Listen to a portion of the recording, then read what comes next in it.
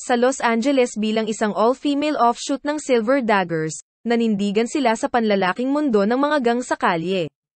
Ang kanilang pinuno na si Lace ay nagutos ng paggalang at pinamunuan ang kalaliman gamit ang isang kamay na bakal na kilala sa kanilang pag-aproba. Puwersa silang nakibahagi sa pagnanakaw at pangingikil sa mga turf wars sa mga kapitbahayan ng Los Angeles, habang ang mga karapatan ng Pasipiko ng Dagger Devs ay hindi mahusay na dokumentado na mga gang sa kalye noong panahong iyon, ay kadalasang gumagamit ng mga karapatan ng pagsisimula na maaaring mula sa marahas na pagsubok ng katapangan hanggang sa paggawa, mga partikular na krimen bilang mga miyembrong may edad na madalas nilang iniwan ang gang na humahantong sa tuluyang pagkawasak nito. Si Aziz sa patriarkal na Yakuza underworld ng Japan. Nagawa ni Aziz na mag-ukit ng isang makabuluhang niche na pangunahing konektado sa Yakuza. Sa pamamagitan ng mga ugnayang pampamilya, ang mga babaeng ito ay humawak sa mga aspeto ng pagpapatakbo ng organisasyon, kabilang ang pamamahala sa pananalapi, at nagsisilbing mga tagapamagitan.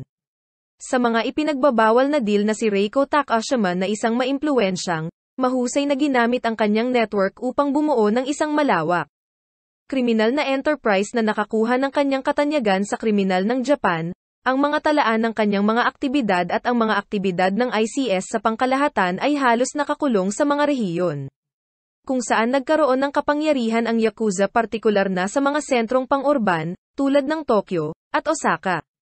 Ang mga tradisyong nauugnay sa ISIS ay sumasalamin sa mga Yakuza, kabilang ang hindi detalyadong pagtato at mahigpit na mga code ng katapatan at karangalan.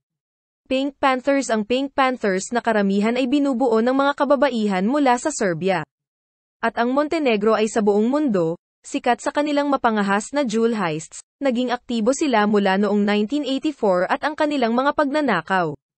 Pinagsama-samang halaga ng higit sa $500 milyong ang kanilang mga krimen ay sopistikado at masusing binalak na nagtatarget sa mga high-end na tindahan ng alahas.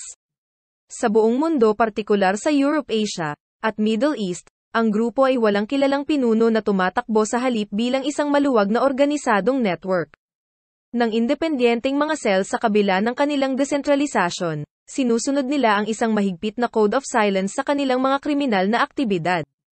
At ang matapang na katangian ng kanilang mga heists ay hindi lamang ginawa silang kriminal na mga alamat, ngunit nagbigay din ng inspirasyon sa Hollywood na humahantong sa kanilang palayaw, habang ang grupo ay hindi direktang nauugnay sa pagpaslang sa kanilang mga pagnanakaw ay hindi maiiwasang may kinalaman sa marahas na komprontasyon. Habang tinatapos namin ang paglalakbay na ito sa aming natuklasan, ang mga kwento ng mga pinakadelikadong babaeng gang sa kasaysayan ng kanilang tales echo, na may katapangan na defiance at isang nakakagulat na pagpapakita ng kapangyarihan ng babae sa loob ng dark realm ng pandaigdigang krimen. Salamat sa pagsama sa amin sa paggalugad na ito sa mundo ng mga babaeng kriminal na sindikato. Ngayon gusto mong manatili ngayong gabi.